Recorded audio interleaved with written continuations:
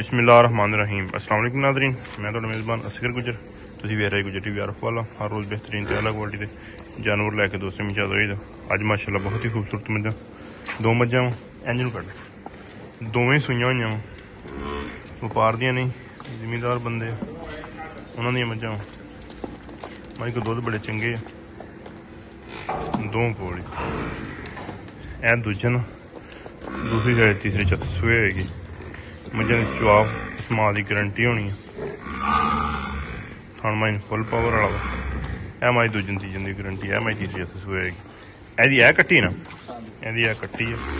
दूसरी ऐ मझ, ओहदा ऐ कट्टा वा। इस माई का रेट बिल्कुल मुनासिब च 4.5 लाख रुपया। इस झोटी का 4,30,000 रुपया। इस झोटी को 12 तो 13 किलो दुध। सुबह सुबह वीडियो बना रहे हैं, थोड़ा लेट हो गया। 12 तो 13 लीटर इस माई को दुध, 14 तो 15-16 किलो तो मालक आंदे साड़ी माई दुध दिंदी। 3-3.5 किलो माई की अगाड़ी गाड़ी। इस माई का रेट 4.5 लाख रुपया। दोवें मझां बिल्कुल खूबसूरत फिट फाट। ऐ मझ कट्टा वा तकरीबन 10 दिन की सी, 10 दिन की।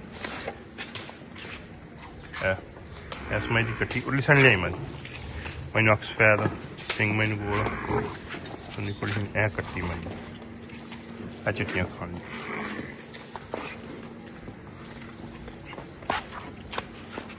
तोर मैनू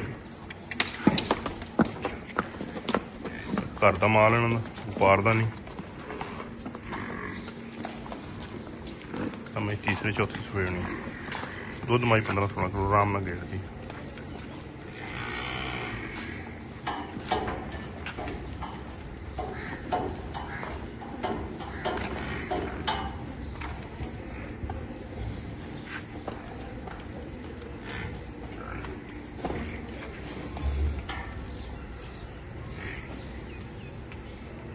खूबसूरत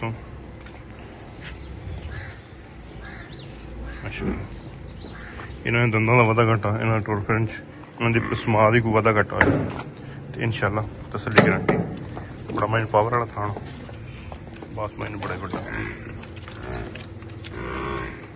गली गली करके दो 4.5 लाख रुपया।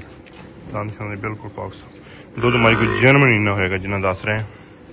जिहड़े भरा दिल होवे आके चो के तसलियां करके जा सकदा। दूसरी है मझ, ये मझ नूं भी पसमा दुध बहुत चंगा। ये मगर कट्टी है 4,30,000 रुपया। हल्की फुल्की क्योंकि बेशी दो मझां च हो जाएगी। कट्टी मझ मगर बड़ी चंगी है। मझ आप बहुत सोहनी है। मोड़ लें सैड। उम्मीद करने का वीडियो दोस्तों आएगी पसंद। वीडियो पसंद आती यार दोस्तों ने शेयर, जिन्होंने दोस्तों ने चैनल नहीं किया सब्सक्राइब, चैनल सब्सक्राइब। एक अगली नवी बेहतरीन वीडियो में फिर हाजिर होंगे। उस टाइम तक अपने मेज़बान असगर गुजर को इजाज़त। मिलने का अगली नवी बेहतरीन वीडियो कट्टी है कट्टा इस माई की कट्टी बड़ी प्यारी। अगली नवी बेहतरीन वीडियो फिर हाजिर होंगे। अल्लाह हाफिज़।